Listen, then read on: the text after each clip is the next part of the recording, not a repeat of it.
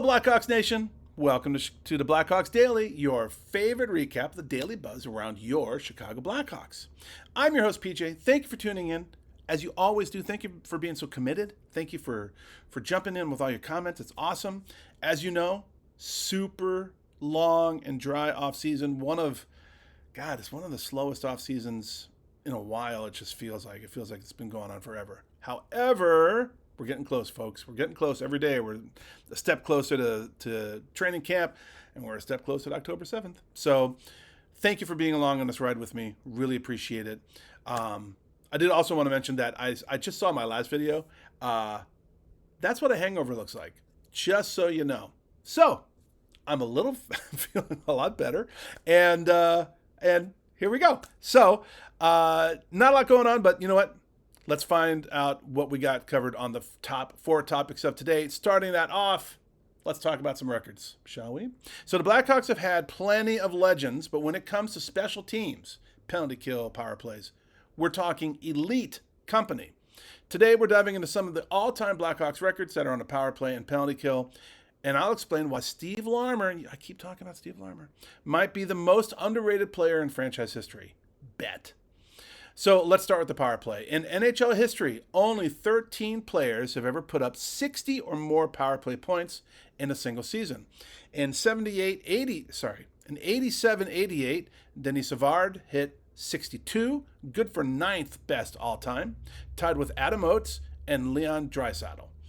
And that's just behind guys like Mario Lemieux and Connor McDavid. Serious company. Now, if you look at the Blackhawks' all-time power play goal leaders, there are 6 guys who've cracked the 100-goal mark with the man advantage. That would be number 1, Steve Larmer, 153 goals, Bobby Hull, 152, Stan Mikita, 150, Patrick Kane, 122, JR, 108, and Denis Savard at 101. Only 2 Blackhawks players ever hit 400-plus power play points, Stan Mikita with 462, and Savard with 402. Kane finished just shy at 398. When it comes to single-season dominance, only 4 players in team history have had 20-plus power play goals in a season. Roenick did it 3 times, Bobby Hull twice, and then each once Steve Larmer and Al Secord. And if we're talking about power play points, there's an elite list of Blackhawks who've recorded 40-plus in a single season. Denis Savard, 4 times. Roenick, 3 times. Larmer, 2 times.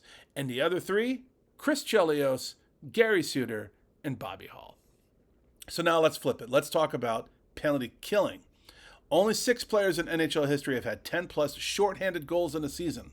One of them, Dirk Graham, who scored 10 shorthanded goals in 88-89. That same year, Mario Lemieux set the NHL record with 13.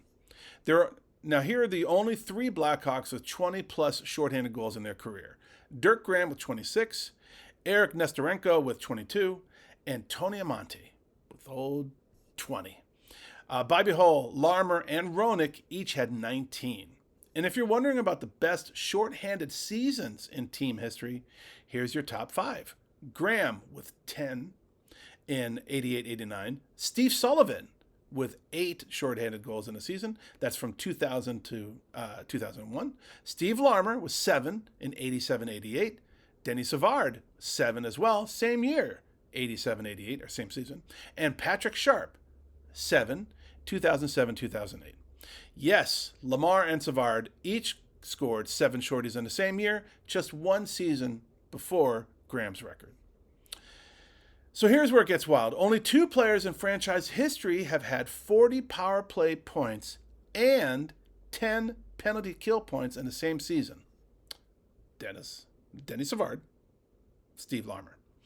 They both did it in 87-88, and Larmer even added 11 shorthanded points to go with 40 on the power play. So to put that in perspective, only 15 players in NHL history have ever pulled that off. 6 of them are Hall of Famers, guys like, I don't know if you ever heard of them, Wayne Gretzky, Mario Lemieux, Dion, or Messier.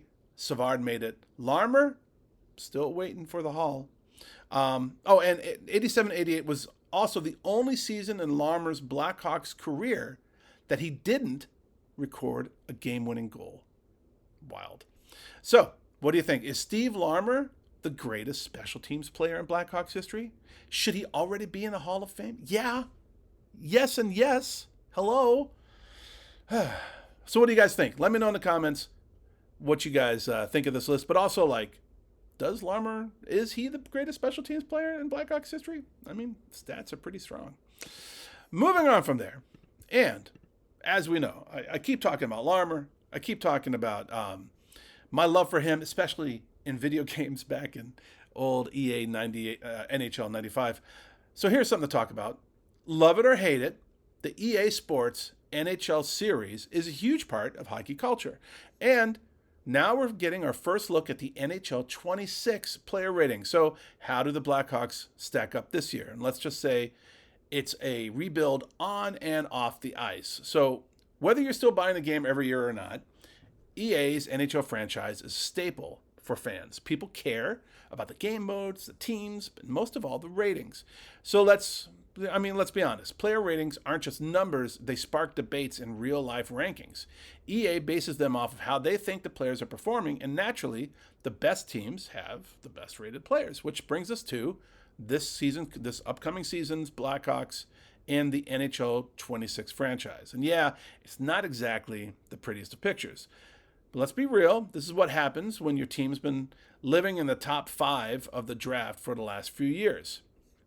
So, Connor Bedard leads the way for Chicago with an 88 rating overall, which honestly is solid considering he's just, he's only had 2 years in his NHL career. And so for reference, Connor McDavid he's got a 97 rating. Draisaitl, McKinnon, Kucherov, all are sitting at 96 ratings. So yeah, Bedard has some work to do before he's in that tier, but give him time. If his development keeps trending the way we expect, he'll be headed to the low to mid 90s eventually for sure. I'm not even worried about that. Right behind him, we've got a 3-way tie at 84 overall rating between Alex Vlasic, Ryan Donato, and returning Hawk Teuvo Teravainen. And then you've got Connor Murphy and Spencer Knight at 83, and then rounding out the top 10, Frank Nazar, Jason Dickinson, Nick Foligno, and Tyler Bertuzzi, all at 82. So now here's the key. Guys like Bedard, Vlasic, Nazar, and Knight, they have plenty of room to grow in the game and in real life. Everyone else, probably plateauing or possibly slowly trending down. So look, this is exactly what you'd expect from a team in transition. It's not flashy. The top-end ratings aren't there yet. But once guys like Sam Renzel, Lev Shanov, Frundell, the rest of the pipeline start making the jump and developing in NHL, these ratings are going to look very different in a year or two. For now, it's still Bedard and the kids trying to climb up. So here's my question. Who do you think EA underrated the most on the Blackhawks? And who's going to be the first guy to break into the 90 club? Let me know down in the comments. And just so you know, NHL 26 drops September 5th. And yeah, I'll probably be pre-ordering it just like the rest of you. So something definitely to look out for. And let's talk about Showtime a little bit. Patrick Kane, as we know, has done pretty much everything there is to do in the NHL. He's got 3 cups under his belt, a Hart Trophy, over 12,000 points, you name it. But now he's focused on the one thing he's missing from his resume, Olympic gold. In a recent interview at Team USA's Olympic orientation camp, Kane opened up about what he's chasing in the final chapter of his career. And it's not a contract or another milestone. It's the chance to represent the U.S. at the 2026 Winter Olympics. Here's what he said, quote, "The one thing that's kind of missing is a gold in the best on best, right? It would be fun to have that opportunity," end quote. And honestly, he's right. Kane's been the guy for American hockey fans for nearly 2 decades. But thanks to the NHL sitting out the last few Olympics, he's never gotten the chance to play in a true best-on-best tournament when it really mattered. 2026, it's likely his final shot. Now look, Kane's not the same player he was in 2013 or 2015, but let's be clear, he's still dangerous, and most importantly, he's hungry. And to his credit, Kane isn't asking for a spot just because of his legacy. He said flat out, and I quote, "I don't want that to be a thing either where you're getting selected for the team because of all that stuff. You want to be selected for the player you are and what you can bring to the team," end quote. That tells you a lot about where his mindset is right now. He wants to earn it. And honestly, if he stays healthy and productive with Detroit this year, it's hard to imagine a version of Team USA that doesn't at least consider what a veteran like Kane could still bring. Experience, vision, Lord knows clutch scoring, and the fact that he still sees the game a half second faster than most guys. If Patrick Kane makes it to the 2026 Olympic roster and wins gold, that might be the final stamp on a Hall of Fame career. What we already know about his resume: 3-time Stanley Cup champ, Hart Trophy winner, 4-time All-Star, arguably the greatest American-born player in NHL history. But that one missing piece, the Olympic gold, would put him in a category that's even more exclusive, especially when you consider how rare best-on-best international play has been for this generation. And make no mistake, Kane knows that this is likely his last shot. He's not going to coast into it. He wants to earn it. And if he does, that storybook ending becomes very real. So what do you think? Should Patrick Kane be on Team USA 2026? Can he still make a legit impact on that roster? You can put in your comments. I'm already going to give you mine. Yes and yes. I mean, yeah, he belongs in 2026, and he'll earn it, no doubt. When that guy's got fire in his belly, he's damn near unstoppable. So I hope he's there. I hope we're all cheering along with him, singing the national anthem when they're on the top podium, getting that gold around their neck. That would be amazing. And finally, some hot takes. And woo, you guys were busy today. So I got plenty to read here. So I'm gonna bust it out for you guys. So Lester 701, as we know, Lester, repeat offender. Love you, Lester. He's like, hey, PJ, keep up the great job. Not long now before the season starts. I hope that you have a great day and weekend. I'm not sure why, but I feel like the Blackhawks will surprise or shock us all this season. P.S. I'm also excited about Frundell. So thank you, Lester. We had talked yesterday about players who you think might, of all the new players, the ones especially in the top 6 of the last 2 drafts that we had, that we've had 3 first-round picks each in the last 2 drafts. I was like, which one of those are going to be, who you guys excited for? Mr. Lester likes Frundell. So I agree with you. I like Frundell too. I think when he gets here, it's going to be, he's going to have a great impact immediately. Tom P505, also a repeat offender. He says he's excited for all of them, which is great. Fubar Totali 3389, another repeat offender, says 11 first-round picks in 3 years and 2 so far for next year's stacked draft. I can see a prospect or 2 traded for at least another first-rounder before the draft. That is why it's ridiculous to be screaming for KD's head at this stage. Agree with you, Fubar. Absolutely. So thank you for that. Also, I do think we need to give Kyle Davidson some time. I think he's doing his thing. It's methodic. I think the league is really kind of seeing what he's trying to do, right? We've been ranked really high with who we got in the corral moving forward, with all the young talent that we have. So I think you're right. I'm gonna say Davidson's doing okay, and I'm excited to see what comes out of this very stoic and very focused rebuild. I just hope that it happens quicker than not, of course.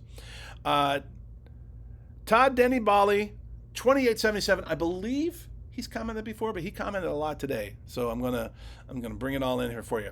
So Todd says, I'm not saying the Hawks won't be better than last year, and 75 points sounds reachable, but I have a feeling that Sharks and Ducks will be better. No way the Ducks finish lower than the Hawks, not with their brand new head coach, and I think the Sharks will finish better than the Hawks too. And then he says, thank you, PJ, you do a wonderful job.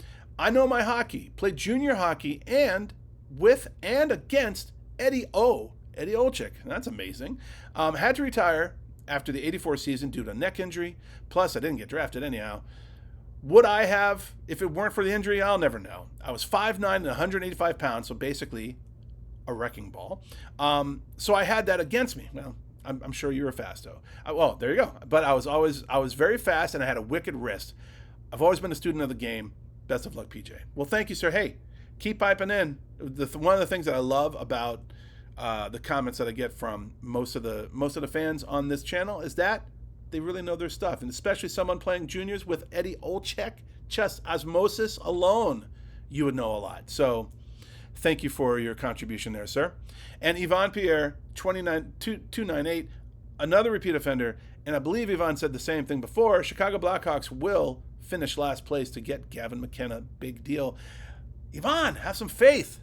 My gosh, even if we tank the whole season and we're the worst season, it's not guaranteed we have the first pick. So might as well do what we can to get these young guys some love, get them some lift, and moving forward. So there we go. Well, that's it for today, folks. That's a wrap. We're coming up on Labor Day weekend. Today's Friday for you guys. So Labor Day weekend is just ahead. I hope that you have a wonderful, fantastic Labor Day holiday. I hope that your grill is hot and your beer is cold and your soul is relaxed. And I hope that you really kind of take off Labor Day. I'm going to take off Labor Day, so there's not going to be a Blackhawks Daily on Monday, just so you know. Unless, I'll give you this promise, if somehow there's some really cool news that comes out about the Blackhawks over this weekend, I'll be watching for that. If it comes out, I'll put something out on Monday. Otherwise, I'll see you Tuesday. But I hope that you all have a very safe and happy Labor Day weekend. Spend some time with some friends, spend some time with the family, and treat yourself to whatever it is. But especially relax. You've worked too hard. You earned it. So thank you so much for watching. Thank you so much for subscribing to the channel and sharing about it and all the likes and all the comments. It's freaking-tastic. So I really appreciate it. Thank you for helping me keep this Original Six team in the forefronts of our minds as we head into the Centennial season. Yesterday I made a misnomer. I said we're the best fans in hockey. Screw that. We're the best. The Chicago has the best fans in all of sports. No matter what we're cheering about, we're the best fans in sports. So thank you for being along with that and being a part of this whole ride. That's it for today. I'm PJ, and I will see you next time on the Blackhawks Daily.